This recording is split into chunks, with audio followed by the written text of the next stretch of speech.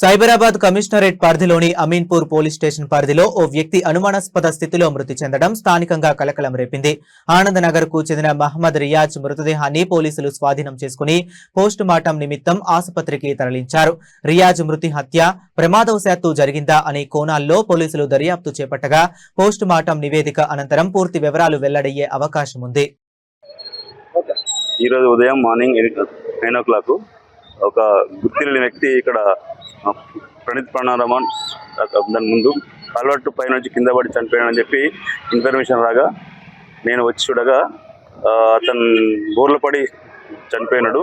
So బాడీని పైకి తీసి ఇక్కడ చుట్టుపక్కల వారికి ఎంక్వైరీ చేస్తే అతను వాళ్ళ చెల్లెలు వచ్చి గుర్తుపట్టినది. అతని పేరు ఎండి రియాజ్ అని తెలిసినది. అతని సొంత ప్రాపరు పత్యనగరం తెలిసినది. గత కొంతకాలం నుండి ఇక్కడ ఇది ఆనందనగర్ కాలనీ అమీన్పూర్లో ఉంటూ ఈ నవ్య చౌరస్తా దగ్గర గల ఫ్రూట్ షాప్లో పనిచేస్తూ ఇక్కడే ఉంటున్నాడు.